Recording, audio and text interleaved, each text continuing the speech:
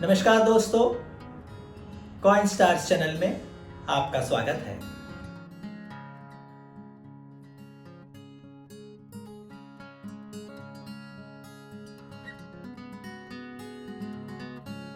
Mr. Venkata Narasimhan. He hails from Wayanad district of Kerala, currently based out of Madurai, Tamil Nadu. He is a numismatist for the last 25 years and a lifetime member of Rashtriya Mudra Parishad Numismatic Society. He is an engineer, retail IT practitioner by profession. He conducts monthly classes on numismatics to improve school students' interest in Indian history and pursue numismatics as their hobby. It's really a noble cause, sir. We welcome you, sir. Thank you, Hardik. Thank you for the nice intro. And my respects and my pranams to all leading panelists. I consider this to be an honor to at least speak a little words and a few things to share in front of everyone. So the topic, the duration that you have spent in the collection is not great. So, but the knowledge that you have on each coin, maybe you might have only 15 or 20 coins which are extremely rare, and you know more about it. The depth matters here, not the scale. So, with that, I'll start with. I was wondering what to present in this book release, and then I thought, let me present what are the lesser known facts of colonial and British India coins. इस topic के बारे में क्या बोलना है, मैं काफ़ी सोच रहा था कि क्या बताऊं, क्या ना बताऊं, क्योंकि मुझसे ज़्यादा यहाँ के पैनलिस्ट जानते हैं, और मैं ये सोच रहा था कि ऐसा कुछ बताना ज़रूरी है जो लोग इसके बारे में जो चीज़ कम जानते हैं। प्रेजेंटेशन उसी के बारे में है। So I'll try to be bilingual here for the benefit of all the participants. Yeah. The first fact. So the current mint, where Calcutta Mint produces our coins, right, is actually the fourth mint, and the first mint had minted almost 4,000 Calcutta rupees, which were silver, and they were never circulated. Why they were not circulated, we are not sure, but the facts which are coming up could be that they had done a trialing. So the technology of Calcutta Mint was not same as the London Mint. So there were a lot of technology problems in terms of the speed, in terms of the minting capacity, and they were trialing. And when Britishers were in Calcutta, so the local Bengal Sultan was also against British. So they had a clue that Bengal Sultan might attack and capture the mint. He did. Bengal Sultan captured and attacked the mint and captured it for 1 year. So where this 4,000 coins went is still a mystery. And it makes it a prized possession. And they were also waiting for some legal approvals from London. And today's mint is actually the fourth mint. So ये जो interesting fact Calcutta Mint के बारे में है, यहाँ पे पहला जो कलकत्ता मिंट था वहाँ पे 4,000 सिक्के छापे गए थे और वो बिल्कुल सर्कुलेट नहीं हुआ था। और ये किस लिए सर्कुलेट नहीं हुआ था आज तक हमें ये पता नहीं है, बट कुछ ऐसा चीज सुनने में आया है कि वो ट्रायल रन था, या लंदन से अप्रूवल पेंडिंग थे, या ईस्ट इंडिया कंपनी को पहले से पता था कि बंगाल सुल्तान जो बैटल ऑफ प्लासी में जो उनका ये जंग हुआ, वो पहले से इन पे जंग करना चाहते थे और इसीलिए सर्कुलेट नहीं हुए, क्योंकि बंगाल सुल्तान और फ्रेंच दोनों एक साथ मिलके ईस्ट इंडिया कंपनी के अगेंस्ट फाइट करना चाहते थे। और इस प्रेजेंटेशन के राइट साइड पे कुछ बुक्स है जो डिफरेंट ऑथर्स के हैं। ये कहानी बताते ये भी बताना चाहता हूँ कि ये एक बुक लॉन्च ओकेशन है। बुक से क्या हमें पता चलता है, हमें फैक्ट्स के बारे में ज्यादा पता चलता है, बट ये उनमें से कुछ फैक्ट्स मैं यहाँ पे अभी आपको बता रहा हूँ। Let's go to the next fact. Today's mint is actually the fourth mint, in Calcutta, and it is in functioning since 1952. Almost we have this mint functioning for the last 7 decades, and almost everybody is familiar with Calcutta Mint. And what people don't know much about it is the third mint of Calcutta is not known as coin mint, it is known as silver mint. In those days, silver was synonymous with 1 rupee because most of the coins of 1 rupee were minted in silver. Today, the silver mint is in ruins, so the building is still available, the structure is still available, but still in the local colloquial terms, the mint is still called as silver mint instead of coin mint, which is the third. So today's mint where all Republic India coins are minted is the fourth one.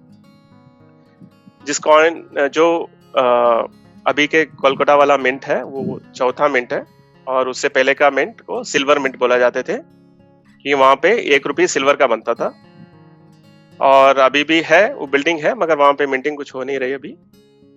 और ये almost 1952 से Calcutta mint में coins छप रहे हैं। We'll go to the next one. Well, there was one of a key reason why I put this slide. In fact, I had quite a bit of travel in Southeast Asia, and almost I visited most of British colonies. So the pattern and the design and the complexity of British India coin can not be seen in any of the other British territories. It was simple, it was plain. There was coat of arms, there were some motifs, there were the impression and the king's name and Victoria Queen's name, all that. But the complexity came as they decided, as British came to India to colonize, right? So they came as a company to do trade. So they did lot of customization and personalization. Why? Because first thing, they wanted locals to accept their currency. Initially, British India coins were not ready, right? It was introduced as East India trade coins. East India trade coins were minted in excess and they were circulated locally in different cities. Okay, in Bengal they had a different style, in Madras they had a different style, and in Mumbai they had a different style. It was to promote local acceptability. And that was a strategy because one day they planned to rule the entire nation. So they took all sort of local approvals, local kings, local rulers saying that, okay, we'll mint along with king's figure in that, king's name in that. And they promoted local acceptance in their own way. Because who knew that those days that they would rule us for more than 200 years, right? And the major benefit was to gather taxes out of trade and to ship it back to London in the name of Queen.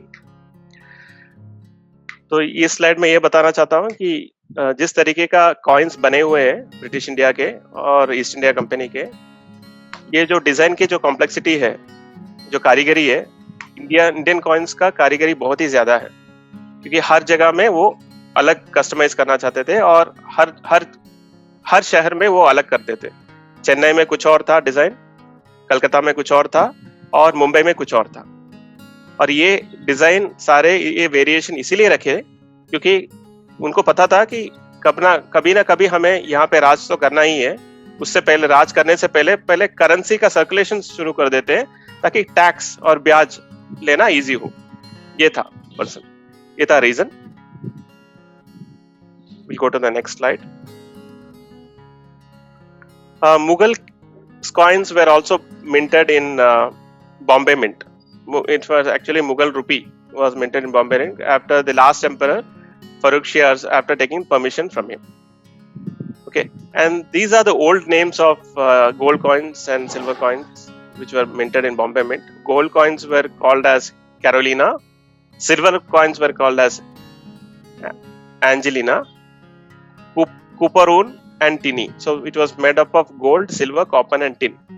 So these were the special names given for those coins which were minted in Bombay Mint.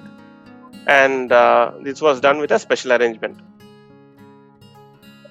आखिरी मुगल राजा थे फर्रुखशियार, उनसे permission लेके इन्होंने मुगल का 1 रुपी silver वाले यहाँ पे Bombay mint में बनाए थे, और उसके सिवा बॉम्बे मिंट के जो इंग्लिश कॉइन्स थे और गोल्ड, सिल्वर, कॉपर और टिन के अलग नाम थे और नाम यहाँ पे दिया गया है.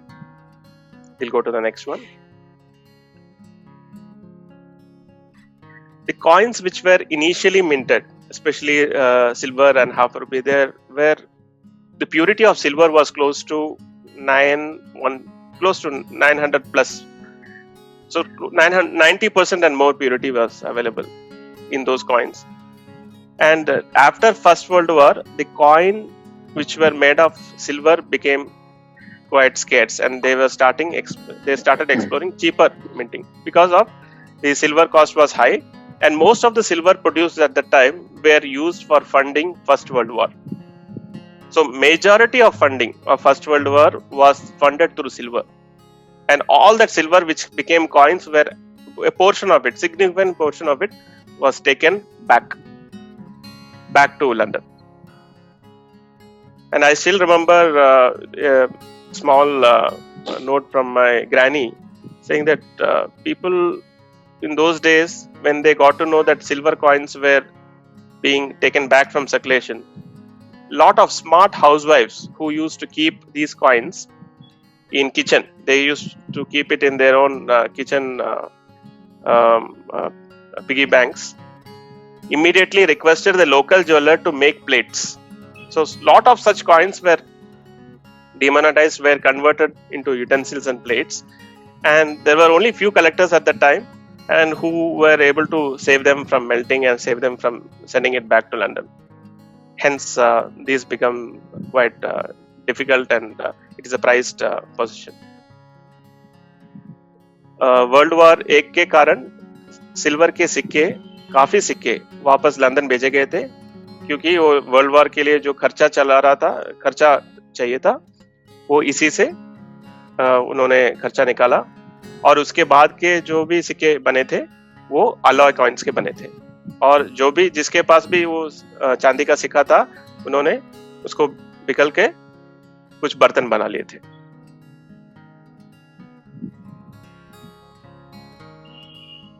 Another interesting fact. Have you ever heard of a hospital being a mint?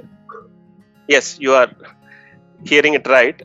St. Luke's Hospital of London was made as a partial mint, as an extended mint of London. So Bank of England had a lot of problems in terms of minting additional 1 rupee because of their them being occupied. There was a special approval given to mint 1 rupee. In fact, most of the 1 rupee which was circulated in India during British era in 1917 were minted in St. Luke's Hospital.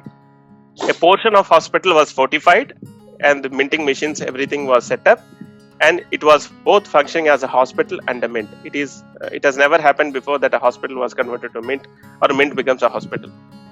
But now it was done to increase circulation. So this hospital is still there in London today. आपने कभी सुना है कि hospital में सिक्के छापने वाला mint? नहीं सुना ना? वहां पे सेंट लुक्स हॉस्पिटल में 1917 में ये बना था. हॉस्पिटल का एक विंग उन्होंने मिंट बनाने के लिए उन्होंने अलग से रख दिया ताकि सिक्के जल्दी बन सके, और ये हॉस्पिटल आज भी है लंदन में. Yes, let's go to the next interesting fact. During my travels to Southeast Asia, I noticed that there were few collectors, and I also visited some antique shops, numismatic stores. I found lot of silver rupee from British era. And when I asked them why Indian British coins are available here, then the person was saying that no, there was lot of easy exchangeability. So I could exchange, saying that 1 rupee of British India was almost equivalent of the same value there. It is just that I can show this because people were looking at the metal purity and the metal value, not the value which is written in the coin. So the weights were almost similar. So standardization was one of the key things which British mints really took care of. So in the diagram we can see a state settlement coin. This is a 20 cents coin, and so this particular coin is actually small in size, but if you look at the purity and if you look at the purity of British India, it's comparable. The dies are a bit different, because today when I talk about state settlements, it relates to majority of Malaysia and Singapore. Bharat के जो British India coins थे जो चांदी के बने थे, और भारत के बाहर भी उसी का दाम उतना ही था, जैसे मलेशिया में और सिंगापुर में उसी का दाम था, और वहाँ भारत के बनाए हुए कॉइन वहां पे देके उनका कॉइन भी आप ले सकते थे उस जमाने में, क्योंकि उसका वेट ऑलमोस्ट लगभग सेम ही था.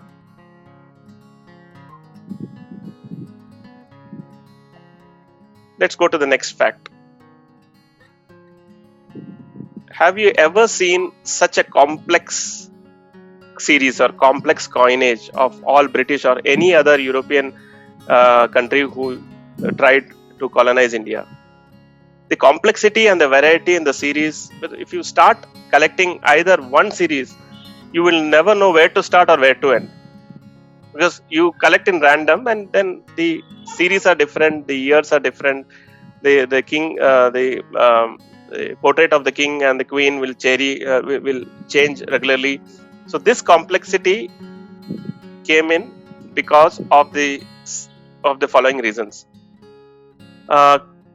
Each series was different and they wanted some localization. For example, the gold coins which were minted in Madras had some special star figure and even figure of Vishnu in that, because they wanted local acceptability in the coin and they wanted locals to use the coin. That was the main purpose. So political complexity, cultural diversity and trade competition made the entire coinage complex.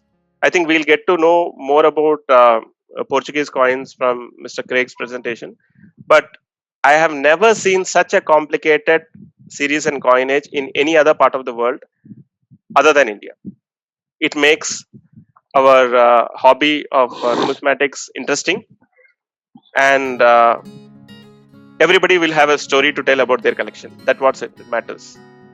So I again thank you, Mr. Sainath and Mr. Hardik, for giving me a chance to present all these. I always wanted to tell people what people might not know, maybe a little funny fact or interesting fact. That was my motive. I hope I was able to show some interesting facts which are not so easy. And I think I'll park my presentation with the last one. We are familiar with our check leaves, right? We sign and we write and we tear and give it. What if note bundles were made like check leaves? Have you ever heard of it? Yes, note bundles were made of check leaves, similar to check leaves by Portuguese, and it was almost equivalent to 1 rupee, which, okay, once you tear one sheet and give it, then it was equivalent to the silver rupee. That was a conversion.